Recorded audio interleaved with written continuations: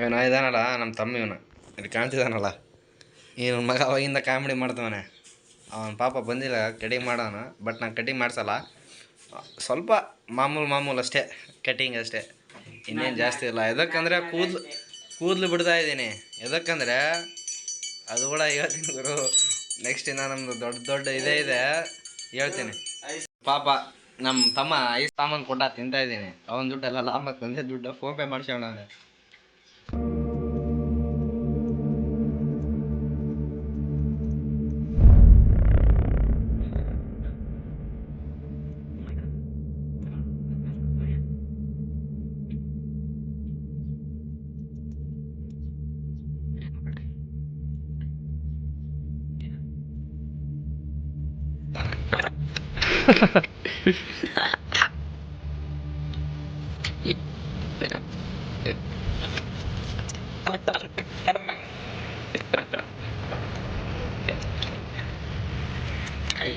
ಎಲ್ಲೋ darlings, ಎಲ್ಲರೂ ಹೇಗಿದ್ದೀರಾ?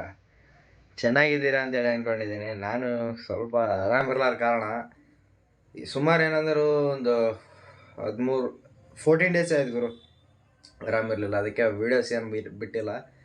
ನಿನ್ನೆಯಿಂದ ಸ್ವಲ್ಪ ರೆಡಿಯಾಗಿದ್ದೀನಿ, ಬಟ್ ವೀಡಿಯೋ ಮಾಡೋಣ ಪಾಪ ಭಾಳ ದಿನ ಆಯ್ತಲ್ಲ, ಗ್ಯಾಪ್ ಆಗ್ಬಿಟ್ಟಿತ್ತು. ನಾನು ಯಾವತ್ತೂ ಗ್ಯಾಪ್ ಮಾಡಲ್ಲ ಅಂಥೇಳಿ ಮಾತು ಕೊಟ್ಟಿದ್ದೆ. ಯಾಕಂದರೆ ಇನ್ನು ಮುಂದೆ ಏನಾದರೂ ಆಗಲಿ ನಾನು ಡೈಲಿ ವ್ಲಾಗ್ ಮಾಡೋಣ ಅಂತೇಳಿ ಅಂದ್ಕೊಂಡಿದ್ದೆ. ಡೈಲಿ ಮತ್ತು ನೋಡ್ಬೋದು, ನಾವು ಅವಾರ್ಡ್ ವೀಡಿಯೋ ಎಲ್ಲ ನೋಡಿದ್ರಿ, ಮತ್ತು ಅದೇ ಥರ ಇನ್ನು ಮುಂದೆ ಡೈಲಿ ವೀಡಿಯೋ ಬರುತ್ತೆ ಅಂತೇಳಿ ಅಂದ್ಕೊಂಡಿದ್ದೆ. ಬಟ್ ಏನು ಮಾಡ್ತೀರಾ, ದುರಾದೃಷ್ಟದಿಂದ 14 ದಿನ ಮಕ್ಕೊಂಬಿಟ್ಟೆ. ಫುಲ್ಲು ಟೈಫಾಯ್ಡ್ ಬಂದಿತ್ತು ಗುರು, ಟೈಫಾಯ್ಡ್ ಬಂದಿತ್ತು. ಅದಕ್ಕೆ ವೀಡಿಯೋಸ್ ಬಂದಿಲ್ಲ. ಹಾಗೆ ಕಾಲೇಜಿಗೂ ಹೋಗಿದ್ದಿಲ್ಲ. ಮತ್ತು ಫ್ರೈಡೇ ಸ್ಯಾಟರ್ಡೆ 2 ದಿನ ಹೋದೆ ಕಾಲೇಜಿಗೆ. ಹೋಗಿ ಎಕ್ಸಾಮ್ ಇದು ಇಂಟರ್ನಲ್ ಎಕ್ಸಾಮ್ ಅವೆಲ್ಲ ಬರೆದೆ. ಏನೋ ಒಂದು ತಕ್ಕ ಮಟ್ಟಕ್ಕೆ ಬರ್ತೀನಿ. ನನಗೆ ಅಷ್ಟೇನು ಪರ್ಫೆಕ್ಟಾಗಿ ನಾವು ಪಾಸ್ ಆಗೋಷ್ಟೇನು ಬರೆಯಲ್ಲ. ಯಾವತ್ತಿದ್ರೆ ನಮಗೆ ಎಷ್ಟು ತಗೋಬೇಕು ಅಷ್ಟೇ ತಗೊತೀವಿ, ಅಷ್ಟೇ ಬರ್ದಿದ್ದೀನಿ. ಬಟ್ ಇವತ್ತು ಕಾಲೇಜಿಗೆ ಹೋಗಿದ್ದೆ, ಕಲರ್ ಡ್ರೆಸ್ ಮೇಲೆ ಹೋಗ್ಬಿಟ್ಟಿದೆ ಅವರು. ಪಾಪ ಸಾರು 1 ತಾಸು ಹಂಗೆ ನಿಲ್ಲಿಸ್ಬಿಟ್ರು. ಕಲರ್ ಡ್ರೆಸ್ ಇದೆ ಅದೇ ಅಂತೇಳಿ 1 ತಾಸು ನಿಲ್ಲಿಸ್ಬಿಟ್ರು. ಅದರ ನೋಡಿದ್ರೆ ನನಗೆ ಆರಾಮಿಲ್ಲ. ಇನ್ನೂ ಒಳಗಿದೆ, ಬಟ್ ಆದರೂ ಏನು ಮಾಡ್ತೀರಾ, ಇರಲಿ ಅಂಥೇಳಿ ನನ್ನ ಪಾಡಿ ನನ್ನ ತಪ್ಪಿದೆ ಅಲ್ಲ, ಅದಕ್ಕೆ ಏನಾದರೂ ಆಗಲಿ ಅಂತೇಳಿ ಸುಮ್ಮನೆ ನಿಂತ್ಕೊಂಡೆ. ಮತ್ತು ಇನ್ನು ಮುಂದೆ ಏನಾದರೂ ಆಗಲಿ ಡೈಲಿ ವ್ಲಾಗು ಮತ್ತು ಪ್ರ್ಯಾಂಕ್ ವೀಡಿಯೋಸು ಈ ಚಾನಲಲ್ಲಿ ಬರುತ್ತೆ. ನಾನು ಮಾತು ಕೊಟ್ಟಿದ್ದೆ, ಭಾಳ ಜನ ವೋಟ್ ಮಾಡಿದ್ದೇವೆ ಇನ್ಸ್ಟಾಗ್ರಾಮಲ್ಲಿ. ಅದಕ್ಕೆ ಇನ್ನು ಮುಂದೆ ಏನಾದರೂ ಆಗಲಿ ಗುರು, ಡೈಲಿ ವ್ಲಾಗು ಮತ್ತು ಪ್ರ್ಯಾಂಕ್ ವೀಡಿಯೋಸ್ ಮಾಡೋಣ ಅಂತೇಳಿ ಅಂದ್ಕೊಂಡ್ಬಿಟ್ಟಿದ್ದೀನಿ ಚಾನಲ್ಲಿಗೆ. ಏನಾದರೂ ಆಗಲಿ, ಅದು ಎಷ್ಟೇ ಕಷ್ಟ ಆದರೂ ಆಗಲಿ ನಾವು ಮಾಡ್ತೀನಿ. ಡೈಲಿ ವೀಡಿಯೋ ಮತ್ತು ಪ್ರ್ಯಾಂಕ್ ವೀಡಿಯೋ. ಅದಕ್ಕೆ ಒಂದು ಐಟಮ್ ತರಿಸಿದ್ದೀನಿ, ಪ್ರ್ಯಾಂಕ್ ನಡೆಯುತ್ತೆ. ಬಟ್ ಕಾಲೇಜಲ್ಲಿ ಸ್ವಲ್ಪ ಸ್ಟ್ರಿಕ್ ಇದೆ, ಅದಕ್ಕೆ ಹುಡುಗರಿಗೆ ಪ್ರ್ಯಾಂಕ್ ಮಾಡೋಕ್ಕಾಗ್ತಿಲ್ಲ. ಮಾಡ್ತೀನಿ, ಬಟ್ ಸೂನ್. ಆ ಐಟಮ್ ಸ್ವಲ್ಪ ಪ್ರಾಡಕ್ಟ್ ಅದು ನಾನು ಆರ್ಡರ್ ಮಾಡಿದ್ದು ಸ್ವಲ್ಪ ರಾಂಗ್ ಬಂದುಬಿಟ್ಟಿದೆ. ಅದಕ್ಕೆ ಏನು ಮಾಡೋಕ್ಕಾಗ್ತಿಲ್ಲ.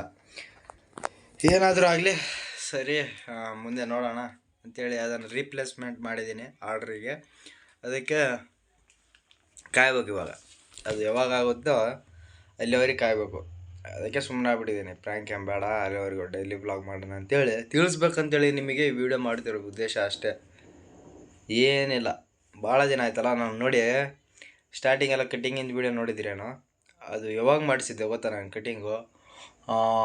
28, ಇವತ್ತು ಡೇಟ್ 9, 28 ಮತ್ತು 9 ಡೇಟ್ ಡಿಫ್ರೆನ್ಸ್ ನೋಡಿ ಗೊತ್ತಾಗುತ್ತೆ. ಅವತ್ತಿನ ವೀಡಿಯೋ ಸ್ಟಾರ್ಟಿಂಗಲ್ಲಿ ಹಾಕಿದ್ದೀನಿ, ಅದೇ ಥರ ಆಗ್ಬಿಟ್ಟಿತ್ತು. ಅದಕ್ಕೆ ಏನಾದರೂ ಆಗಲಿ ಇನ್ನು ಮುಂದೆ ವೀಡಿಯೋಸ್ ಮಾಡೋಣ, ಆರಾಮಿರಲಾದ್ರೂ ಪರವಾಗಿಲ್ಲ ಮಾಡ್ತೀನಿ. ಸ್ವಲ್ಪ ಏನಾದರೂ ಸೀರಿಯಸ್ ಆಗ್ಬಿಟ್ರೆ ಅಂದರೆ ಸ್ವಲ್ಪ ಮಾಡೋಕ್ಕಾಗಲ್ಲ. ಬಟ್ ಇನ್ನು ಮುಂದೆ ಕಂಟಿನ್ಯೂ ಬರುತ್ತೆ ಗುರು, ಬರೋಲ್ಲ ಅಂತಲ್ಲ. ಮತ್ತು ಇನ್ನೊಂದು ಏನು ಗುರು, ಕಟ್ಟಿಂಗು ಶೇವಿಂಗು ಬಿಡೋಕೆ ಮುಂದೆ ಸ್ಟೋರಿಯಲ್ಲಿ ಹಾಕಿದ್ದೆ ಅಂತೇಳಿ ನಮ್ಮ ಫ್ರೆಂಡ್ಸ್ ಎಲ್ಲ ಕೇಳ್ಬೋದು. ನಾನು ಬಿಡ್ತಿರೋ ಕಾರಣವೇ ಬೇರೆ ಇದೆ.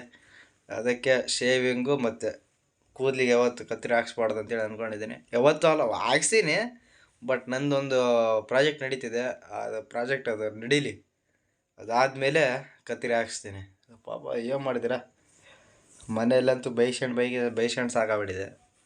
ನಮ್ಮ ಹುಡುಗರ ತಗೋ ಸ್ವಲ್ಪ ಬೈಸ್ಕೊಂಡಿನಿ, ಸ್ವಲ್ಪ ಕಟ್ಟಿಂಗ್ ಆದರೂ ಮಾಡ್ಸಂತ ಅವರು ಹೇಳ್ತಾರೆ. ಬಟ್ ನನಗೆ ಮಾಡ್ಸೋಕ್ಕೆ ನನಗೆ ಮೂಡಿಲ್ಲ. ಇರಲಿ ಗುರು, ಪರವಾಗಿಲ್ಲ. ಇನ್ನು ಮುಂದೆ ಪ್ರ್ಯಾಂಕ್ ವೀಡಿಯೋಸು ಮತ್ತು ಡೈಲಿ ವ್ಲಾಗ್ ಬರುತ್ತಾನೆ ಇರುತ್ತೆ ಎಲ್ಲ. ನೀವೆಲ್ಲ ಚೆನ್ನಾಗಿ ರೆಸ್ಪಾನ್ಸ್ ಮಾಡ್ತೀರಾ ಅಂತೇಳಿ ಅಂದ್ಕೊಂಡಿದ್ದೀನಿ ವೀಡಿಯೋಸ್ಗಳಿಗೆ. ಸೊ ನೋಡಿ, ಎಂಜಾಯ್ ಮಾಡಿ. ಹಾಗೆ ನಮ್ಮ ಚಾನಲ್ನ ಯಾರ್ಯಾರು ಸಬ್ಸ್ಕ್ರೈಬ್ ಮಾಡಿಲ್ಲ ಸಬ್ಸ್ಕ್ರೈಬ್ ಮಾಡಿರಿ, ಲೈಕ್ ಮಾಡಿರಿ, ಶೇರ್ ಮಾಡಿರಿ ನಿಮ್ಮ ಫ್ರೆಂಡ್ಸ್ಗಳಿಗೆ ಅಂತ ಹೇಳ್ತಾ ಈ ವಿಡಿಯೋನ ಇಲ್ಲಿ ಎಂಡ್ ಮಾಡ್ತೀನಿ. ಟಾಟಾ ಬಾಯ್.